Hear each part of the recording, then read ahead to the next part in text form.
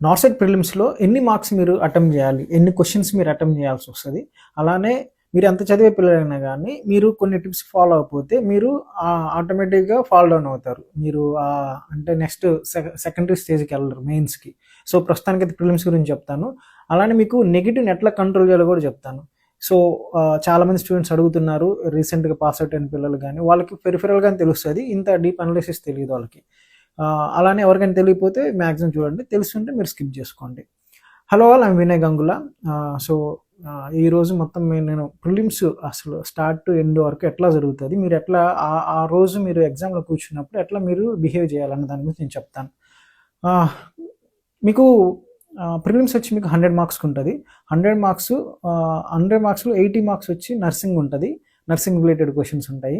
అందులో 20 మార్క్స్ వచ్చి మీకు ఎక్స్ట్రా 20 ఉంటాయి కదా, అవి వచ్చి మీకు నాన్ నర్సింగ్ ఉంటుంది. నాన్ నర్సింగ్ అంటే కరెంట్ అఫైర్స్ ఉంటుంది, రీజనింగ్, మ్యాథమెటిక్స్ అన్నీ ఉంటాయి అందులో, అన్ని మల్టిపుల్ మిక్స్డ్ ఉంటాయి. ఒకసారి నర్సింగ్ కూడా వేస్తుంటాడు అందులో. సో ఇది మీకు 100 క్వశ్చన్స్ మీకు. కానీ ఈ 100 క్వశ్చన్స్ 5 సెక్షన్లో కండక్ట్ చేస్తాడు. మీరు వన్స్ మీరు ఎగ్జామ్ ఓపెన్ అవ్వగానే, మీకు టైమర్ స్టార్ట్ అవ్వగానే 5 సెక్షన్లు ఉంటాయి. ఫస్ట్ సెక్షన్లో 20 క్వశ్చన్లు, సెకండ్ సెక్షన్లో 20 క్వశ్చన్లు, అట్లా 5 సెక్షన్లో 20 క్వశ్చన్లు ఉంటాయి. సో 5 రోజులు 10 అంటే 100 క్వశ్చన్స్. ఫైనల్ సెక్షన్లో మీకు నాన్ నర్సింగ్ పార్ట్ ఉంటుంది. సో ఈ ఫస్ట్ సెక్షన్, సెకండ్ సెక్షన్, ఈ 5 సెక్షన్ ఇట్లా అన్ని సెక్షన్కి 18 మినిట్సే టైం ఉంటుంది. అంటే సెక్షన్ ఏకి 18 మినిట్స్, సెక్షన్ బికి 18 మినిట్స్, ఇట్లా 18 మినిట్స్ మొత్తం 1.5 అవర్ టైం ఉంటుంది. సో అంటే మీకు బాగా ఆలోచిస్తే ఒక్క క్వశ్చన్కి 1 మినిట్ కూడా రావట్లేదు. అంటే 20 క్వశ్చన్లు 18 నిమిషాల్లోనే మీరు అటెంప్ట్ చేయాల్సి వస్తుంది. సో ఈ 18 నిమిషాల్లో మీరు 20 క్వశ్చన్లు ఎట్లా అటెంప్ట్ చేయాలి? మీరు టెన్షన్ పడి హడావుడి పడితే మాత్రం మొత్తానికి అన్నీ రాంగ్ పెట్టి వస్తారు. సో మీరు ఏదైనా సెక్షన్ ఓపెన్ చేసిన తర్వాత వన్స్ ఆ సెక్షన్లో మీరు తెలిసిన క్వశ్చనే స్టార్టింగ్ మీరు అటెంప్ట్ చేయండి. అలానే ఏదన్నా డౌట్ఫుల్గా ఉన్నది మళ్ళీ రిటర్న్లో వచ్చినప్పుడు అటెంప్ట్ చేయండి.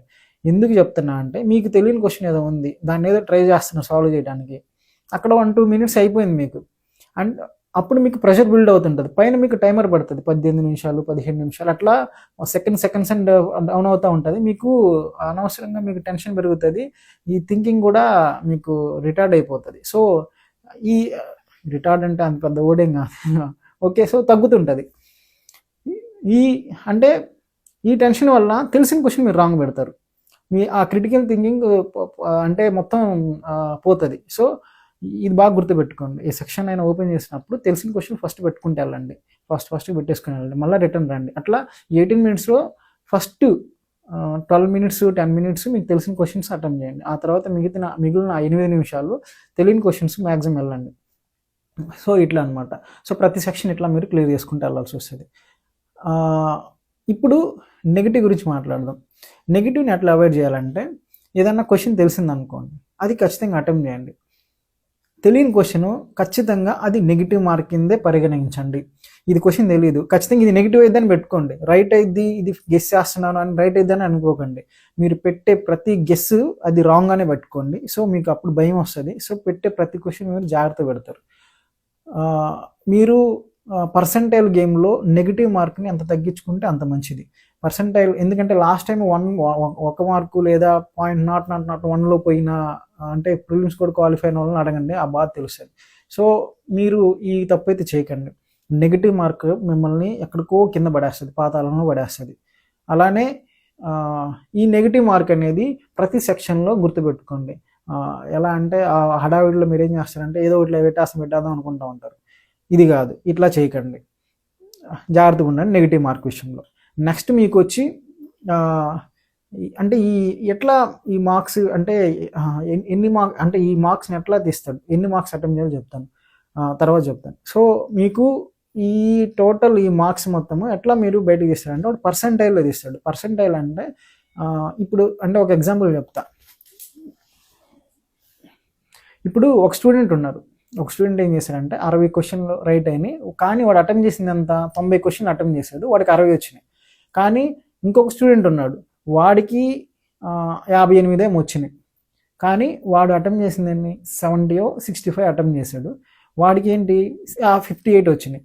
కానీ వాడు మీకన్నా చాలా దూరంలో ఉంటాడు, ఎందుకంటే మీకు 90 పెడితే 60 వచ్చింది, వాడికి 70 65 పెడితే వాడికి 58 వచ్చినాయి. సో నెగిటివ్ మార్క్ని బట్టి కూడా మీరు ఎక్కడికో వెళ్ళిపోతారు. మీకన్నా తక్కువ మార్క్స్ వచ్చినవాడు మీకన్నా హైయెస్ట్లో ఉంటాడు. సో ఇంకొక ఎగ్జాంపుల్ చెప్తా. పర్సెంటైల్లో మీకు 100 మార్క్స్ చూసి 100 మార్క్స్ వచ్చినాయి, వీళ్ళందరికీ 100కి 100 వచ్చినాయి అనుకోకండి. పర్సెంటైల్లో మీకు ఏం చేస్తారంటే, ఇప్పుడు నాకు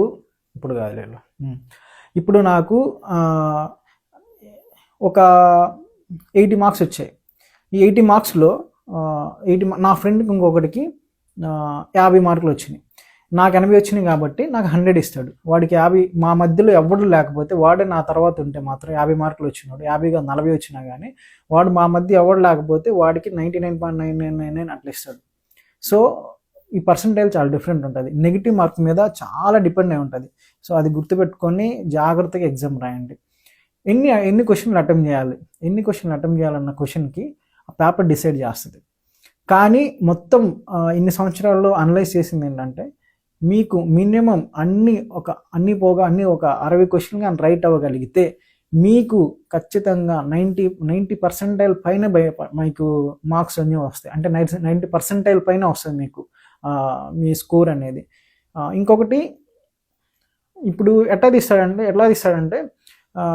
ఒక 100 పోస్టులు ఉన్నాయి, అలా ఏం చేస్తాడు, ఇంటూ 5 చేస్తాడు.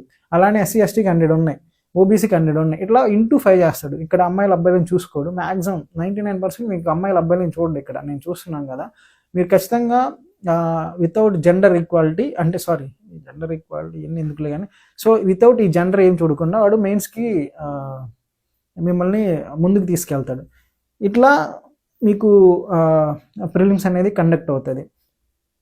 కానీ జాగ్రత్త, ఎక్కడ అంటే నెగిటివ్ మార్కు. ఇంకొకటి, నాన్ నర్సింగ్ 20 క్వశ్చన్లు ఉంటాయి. మీరు చేసే మేజర్ మిస్టేక్ ఏంటంటే 20 క్వశ్చన్లో 15-20 క్వశ్చన్లు అటెంప్ట్ చేసి వస్తారు, ఏదో ఒకటి రైట్ అయ్యిద్దిలే అన్నట్లు మొత్తానికి కింద పడిపోతారు. అది చిన్న ట్రాప్, అది గుర్తుపెట్టుకోండి. మీరు అందులో చాలా జాగ్రత్తగా ఉండాలి. అందులో చాలా జాగ్రత్తగా లేకపోతే మీకు ఖచ్చితంగా మీరు ప్రిలిమ్స్లో క్వాలిఫై అవ్వరు. అది చాలా చిన్న ట్రాప్ లాగా అనిపిస్తుంది నాకు ఎప్పుడైనా చూసినా కూడా. నేనైతే ఒకసారి నేను 3 అటెంప్ట్ చేశా. అంటే మీరు వచ్చి ఆ 3 అటెంప్ట్ చేస్తా అంటే అవ్వదు, కానీ ఒక 8 అట్లా మ్యాక్సిమం గెయిన్ చేయడానికి ట్రై చేయండి. 8 మార్క్స్ అట్లా రప్పించుకోవడానికి ట్రై చేయండి. కానీ ఎగ్జాక్ట్ క్వశ్చన్లు ఉంటాయి. ఇప్పుడు PM ఎవరంటే మోడీ.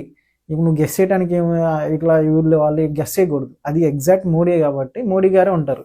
సో అలానే మీకు నర్సింగ్ రిలేటెడ్ అయితే మీరు ఆ కేస్ సినారీ పట్టుకొని ఆడికి ఆ బీపీ మొత్తం చూసుకొని రిలేట్ చేసుకొని మీరు గెస్ చేయొచ్చు. కానీ ఇక్కడ అట్లా ఉండదు కదా. సో ఎగ్జాక్ట్ ఆన్ పాయింట్ ఉంటుంది. నాన్ నర్సింగ్ ఇంకోటి చెప్తున్నా వినండి. మీరు నాన్ నర్సింగ్ ఏమన్నా చదవాలనుకుంటే డైరెక్షను, నంబర్ సిరీస్, అలానే యాంటీ క్లాకు, ఇంకోటి ఏంటి ఫ్యామిలీ ఉంటుంది, రిలేషన్ ఉంటుంది కదా. సో ఇలాంటివి చూసుకోండి, ఈజీగా ఒక 2-3 మార్క్స్ వస్తాయి మీకు. ఈజీ అండి, ఒక రోజు కూర్చుంటాం, అంతా ఒక హాఫ్ అన్ అవర్ 1 అవర్ 2 అవర్స్లో కూర్చుంటే వస్తాయి, పెద్ద కష్టమేం కాదు. అలానే కరెంట్ అఫైర్స్ ఉంటాయి, లాస్ట్ 6 months కరెంట్ అఫైర్స్ అని మీరు సెర్చ్ చేయండి యూట్యూబ్లో, మీకు వస్తాయి. ఇవి సెర్చ్ చేయగలిగితే మీకు అంటే ఒక 5 క్వశ్చన్లు రైట్ అయిపోతాయి డైరెక్ట్గా, ఇలాంటి ఒక 1 day కూర్చొని చేస్తే మీరు. నెక్స్ట్ మీకు అడ్మిట్ కార్డు. మీరు ఎగ్జామ్కి వెళ్ళే ముందర అడ్మిట్ కార్డు ఒకటి, గవర్నమెంట్ ఆథరైజ్డ్ లైసెన్స్ అంటే గవర్నమెంట్ లైసెన్స్ కానీ ఆధార్ కానీ ఇలాంటివి ఉంటాయి కదా, గవర్నమెంట్ ఆథరైజ్డ్ ఐడెంటిఫికేషన్ కార్డ్స్ ఉంటాయి మీ దగ్గర, అవి తీసుకెళ్ళండి. ఆధార్ కార్డు కానీ, లైసెన్స్ కానీ, పాన్ కార్డు కానీ ఇలాంటివి తీసుకెళ్ళాలి. మీరు ఏదో ఒకటి తీసుకెళ్ళండి, అన్నీ తీసుకెళ్ళకండి. ఆధార్ కార్డు అలానే మీ అడ్మిట్ కార్డు, ఇది ఒక్కటి, ఇంతకంటే ఎక్కువ తీసుకెళ్ళకండి. మీ ఆడపిల్లలు ఏం చేస్తారంటే ఇవన్నీ తీసుకెళ్తారు, మీకు నిర్దాక్షిణ్యంగా చేస్తారు అనమాట. సో అవన్నీ దాని మీద ఇవన్నీ కవర్లన్నీ వేస్తారు, మీరు చూడటానికి కూడా మీకే బాగోదు. ఆ రోజు ఒక్కరోజు ఏం తీసుకెళ్ళకండి, ఆ రోజు మటుకు సైలెంట్గా వెళ్ళండి, ఎగ్జామ్ రాసుకొని ప్రశాంతంగా రండి. ఈ టైంలో ఎక్కువగా మీరు ఎక్కువ చదవకండి. ఏదైతే మీరు నమ్మారో, ఏదైతే మీరు చదువుతున్నారో దాన్ని రివిజన్ చేయండి, మాక్ టెస్టులు రాస్తుండండి. లేదు అంటే ప్రీవియస్ ఇయర్ క్వశ్చన్స్ కానీ, IBQs కానీ ఇవి రివిజన్ చూసుకుంటూ ఉండండి.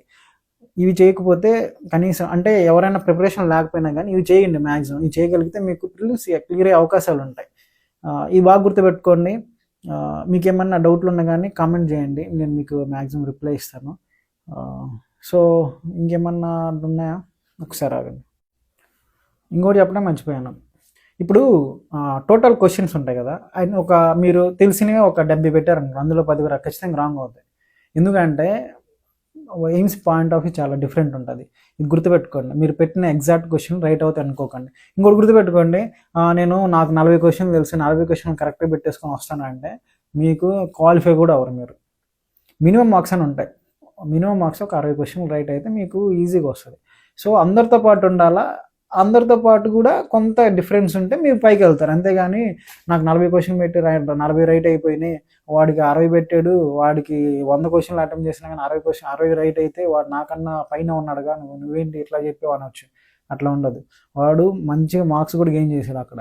సో అలానే మీరు నియర్ బై ఉండాలా, లెస్ నెగిటివ్ ఉండాలా. అంతేగాని 40 30 పెట్టి అన్ని కరెక్ట్ అయిపోయినాయి అంటే మీరు సెలెక్ట్ అవ్వరు, నెక్స్ట్ స్టేజ్కి వెళ్ళరు. ఇది ఒకటి గుర్తుపెట్టుకోండి. ఏమన్నా తెలియకపోతే ఏమన్నా డౌట్లు ఉంటే కామెంట్ సెక్షన్లో కామెంట్ చేయండి. ఇంకోటి గుర్తుపెట్టుకోండి, మీరు ఎవరైనా కానీ 11.2 ప్రిపేర్ అవ్వాలనుకుంటుంటే, 12.2 ప్రిపేర్ అవ్వాలనుకుంటే, లేదా బీఎస్సీ నర్సింగ్లో 3rd ఇయర్ కానీ 4th ఇయర్ కానీ చదువుతుంటే పిల్లలు ఎవరైనా కానీ, మీరు మన మెడిసిన్ నర్సింగ్ అప్లికేషన్ ఉంది. మీకు ఏమన్నా డెమో క్లాసులు కావాలంటే మన మెడిసిన్ నర్సింగ్ యూట్యూబ్ ఛానల్ ఉంది, అందులోకి వెళ్ళి క్లాసెస్ చూడండి. మీకు నచ్చితే ఖచ్చితంగా వచ్చి మీరు సబ్స్క్రిప్షన్ తీసుకొని స్టార్ట్ చేయండి ప్రిపరేషన్. మీకు మేము టేక్ కేర్ చేస్తాం మిమ్మల్ని. మీరు ఒక్క 4 నెలలు కూర్చొని చదవండి, 4 నుంచి 5 నెలలు. నెక్స్ట్ ఒక 4-5 మంత్సే ఉంది నా నెక్స్ట్ నాట్సెట్కి 11.2 సెప్టెంబర్లో జరుగుతుంది. సెప్టెంబర్ 14th ఎగ్జామ్ ఉంది. సో దానికి మీరు ప్రాపర్గా ప్రిపేర్ అవ్వాలనుకుంటే ఈజీగా అండి, ఒక 4-5 మంత్స్ కూర్చుంటే అయిపోయి జాబ్ లీవ్, పెద్ద కష్టమేం కాదు. కాకపోతే మనం ఏ రోజు చేయాల్సిన ఆ రోజు చేస్తేనే మనకి ఈజీ అవుతుంది. మీరు మ్యాక్సిమం తీసుకోవడానికి ట్రై చేయండి. మొత్తం మన తెలుగు వాళ్ళు మేము మిమ్మల్ని టేక్ కేర్ చేస్తాం. Thank you, by.